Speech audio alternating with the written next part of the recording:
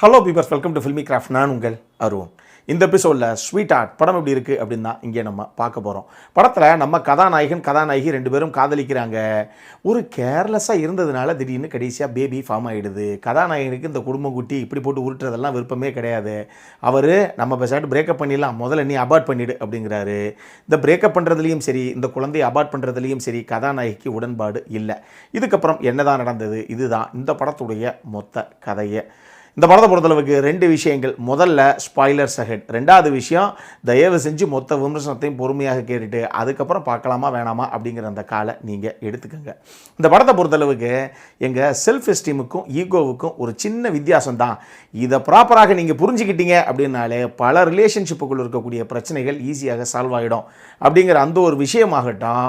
அதே மாதிரி இன்றைக்கெல்லாம் சந்தர்ப்ப சூழ்நிலை காரணமாக ஏதோ ஒரு குழந்தை ஒன்று ஃபார்ம் ஆகிடுச்சு அப்படின்னா உடனே அபார்ட் பண்ணிடலாம் அப்படின்னு இன்றைக்கி இருக்கக்கூடிய இந்த யங்ஸ்டர்ஸு பட்டுன்னு ஒரு முடிவுக்கு வந்துடுறீங்க. ஆனால் 10-15 வருஷம் கல்யாணம் ஆகி குழந்தையே இல்லை அப்படின்னு சொல்லி அந்த குழந்தை பேர் அப்படிங்கிறதுடைய அந்த மகிமை என்ன அப்படிங்கிறது பல பேர்த்துக்கு தெரியும். ஆனால் இன்றைக்கி இருக்கக்கூடிய ஜென்ரேஷன் ஒரு சில விஷயங்களை பட்டுன்னு முடிவாக எடுத்து சில விஷயங்களை பண்ணிடுறீங்க.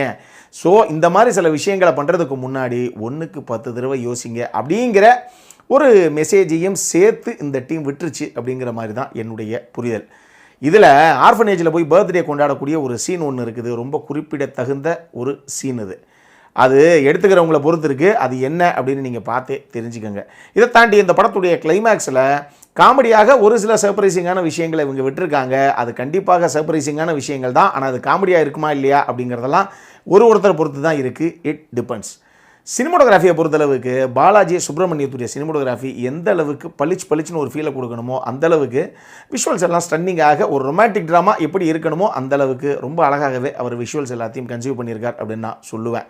இவனை பொறுத்தளவுக்கு மியூசிக் டைரக்டர் மட்டும் இல்லை, அவர் தான் இந்த படத்துக்கு ப்ரொடியூசரும் கூட.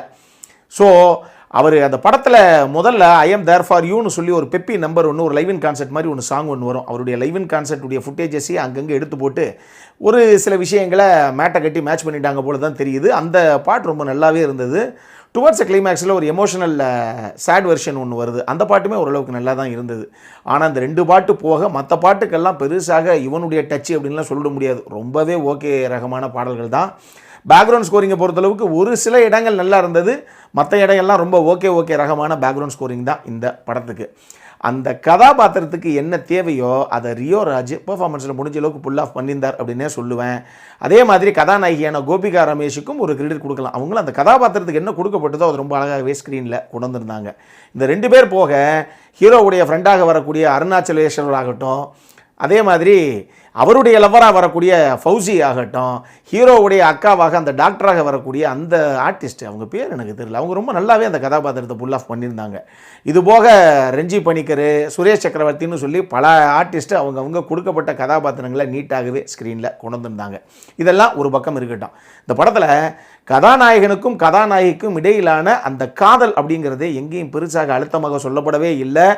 இத்தனைக்கும் அது சொல்லப்பட்ட விதத்தில் காதல் அப்படிங்கிறத விட காமமாகத்தான் பல இடங்களில் நமக்கு படுது. அதனாலேயே இவங்களுக்குள்ள அந்த பிரிவுங்கிறது வந்துடவே கூடாது சார், எப்படியாவது ஹீரோ ஹீரோயின் சேர்ந்துடணும் அப்படிங்கிற ஒரு ஃபீல் என்னவோ நமக்கு எங்கேயுமே வரல. அந்த எமோஷனல் கனெக்ட் எங்கேயுமே இல்லை. இன்னொரு பக்கம் அன்றொரு நாள் இன்றொரு நாள், இது முந்தின தினம் இது மறுதினம் அப்படின்னு எதையாவது போட்டு தேவையில்லாமல் ஒரு ரொமான்டிக் ட்ராமாவாக நான் லீனியராக அவுட் அண்ட் அவுட் கட் பண்ணி ரொம்ப கிளம்சி பண்ணிட்டாங்க ஸ்க்ரீன் பிளேயவே. இதனாலேயே படம் பார்த்து முடிச்சதுக்கப்புறம் எந்த ஒரு காட்சியுமே நம்ம மைண்டில் ரிஜிஸ்டர் ஆகவே கிடையாது. இது இன்னொரு பிரச்சனை. இந்த படத்தில் ஒரு கதாபாத்திரம் இன்னொரு கதாபாத்திரத்துக்கிட்ட சொல்லும், ஆமாம் என்ன இப்போ வரைக்கும் படத்தை சேட் வெர்ஷனாக முடிக்கலாம் தானே பிளான் பண்ணியிருந்தீங்க, இப்போ என்ன திடீர்னு ஹாப்பி எண்டிங்கிறீங்க, ஏப்பா டேரக்டர் என்ன தான் எதிர்பார்க்குறாப்புல, இப்போ அவர் என்ன மாதிரி முடிக்கன்னு நினைக்கிறாரு, திடீர்னு மாற்றுவாரா அப்படின்னு ஒரு கதாபாத்திரம் இன்னொரு கதாபாத்திரத்தை கேட்கும். உண்மையாகவே அது இந்த படத்துக்கு ரொம்ப கரெக்டாகவே உட்காந்துருக்குது. ஏன்னா நான் சொல்லுவேனே, படிக்கட்டில் பெரிய சைக்கிளை எடுத்துவிட்டு கடைசியாக எங்கே காலை ஒன்றும் தெரியாமல் சுற்றிக்கிட்டே தெரியணுவேன். அந்த மாதிரி இந்த படத்தை எப்படி முடிக்கிறது, இதை ஹாப்பி எண்டிங்காக முடிக்கிறதா சேட் வெர்ஷனாக முடிக்கிறதாங்கிற ஒரு குழப்பம் இந்த டீமுக்கு இருந்திருக்கு. நமக்கும் இந்த படம் எப்போ முடியும் அப்படிங்கிற ஒரு குழப்பம் மைண்டில் படம் முடியும் போது ஓடிக்கிட்டே இருக்குது. படத்தில் கதாநாயகனுடைய அம்மாவாக ஒரு கதாபாத்திரம் சித்தரிக்கப்பட்டிருக்கு. ஒரு ஃப்ளாஷ்பேக் போர்ஷன் ஒன்று இருக்குது. அதில் கதாநாயகனுடைய அப்பாவுக்கும் அவங்க அம்மாவுக்கும் பயங்கர சண்டை நடக்குது. அந்த அம்மா அப்போ வரைக்கும் ஏதோ ஒரு ஹவுஸ் ஒய்ஃப் மாதிரி தான் அவங்களுடைய கதாபாத்திரம் சித்தரிக்கப்பட்டிருக்கு. ஆனால் புருஷன் கூட ஒத்தே வராது அப்படின்னு அந்த அம்மா இருந்தால் கூட மக மேலே உயிரே வச்சு மகனை ஆசாசையாக தான் அவங்க வளர்க்குறாங்க. ஆனால் புருஷன் வேணாங்கிறதுக்காக அந்த அம்மா திடீர்னு எவன் கூடயோ காரில் ஏறி போயிடுது, மனசுக்கு பிடிச்சவரோட கிளம்பி அந்த அம்மா போயிடுது. இது போகிறதெல்லாம் இருக்கட்டும். ஆனால் போகும்போது இந்த 2 பிள்ளைங்க மேலே பாசமாக தான் இருந்தீங்க, பிள்ளைய 2யும் கூட்டில் போயிருக்கணும். நீங்கள் பிள்ளைய எதுக்காக விட்டு போனீங்க அப்படிங்கிறதே நமக்கு புரியலை. இப்போ கிளைமேக்ஸில் திருப்பி அதே அம்மாவுடைய கதாபாத்திரம் திடீர்னு டாக்டராக வந்து நிற்கிது. இப்போ இந்த அம்மாவை டாக்டராக கொண்டு வந்து கிளைமேக்ஸில் நிறுத்தணுங்கிற அந்த நீடு என்ன அப்படிங்கிற எனக்கு ஒரு சந்தேகம் வந்தது. ஏன்னா அட்லீஸ்ட் அம்மா டாக்டராக வந்தாங்க, அதனால் ஒரு மிகப்பெரிய எமோஷனல் மொமெண்ட்டை ஒன்று வந்து கிளைமேக்ஸில் அந்த அம்மாவுக்கும் கதாநாயகனுக்கு இடையில் நீங்கள் கிரியேட் பண்ணிட்டீங்கன்னா பரவாயில்ல. அப்படியும் எந்த காட்சியும் கிடையாது. அப்புறம் எதுக்காக அந்த அம்மா டாக்டராக வரணும்? ஏன் வேறு யாராவது ஒருத்தரை டாக்டர்னு போட்டு ஆகாது அந்த சீனுக்கு அப்படிங்கிற ஒரு சந்தேகம் தான். இதில் இன்னொரு மேட்டர் என்னென்னா, ஹீரோவுடைய அக்கா ஏற்கனவே டாக்டராக இருந்தாகணுங்கிற இக்கட்டான சூழ்நிலை இவங்க அமைச்ச இந்த கதைக்களத்துக்கு. படம் பார்த்து முடிக்கும்போது, ஓ இது டாக்டர் ஃபேமிலியாடா ராஜா, ஹீரோவை தவிர அந்த வீட்டில் எல்லாரும் டாக்டர் தான் போல அப்படிங்கிற ஒரு ஃபீல் தான் வந்தது. அந்த மாதிரி ஒரு கதாபாத்திர வடிவமைப்பு தான் அந்த படத்தில் பல இடங்களில் இருக்குது. நான் சொல்கிறத விட பாருங்கள் தெரியும். இது பத்தாதுக்கு ஹீரோவுடைய ஃப்ரெண்டாக ஒருத்தர் வருவாப்பில். அவர் படம் ஆரம்பித்த 10 நிமிஷத்துலேயே இன்னும் 10 நிமிஷத்தில் நான் வந்துடுறேன் வீட்டுக்கு, வெயிட் பண்ணு அப்படின்னு கேர்ள் ஃப்ரெண்ட்டை சொல்ல ஆரம்பிப்பாப்பில். எப்போ வரைக்கும் சொல்லுவார்னா கிளைமேக்ஸ் 10 நிமிஷத்துக்கு முன்னாடி வரைக்கும் சொல்லுவாப்பில்.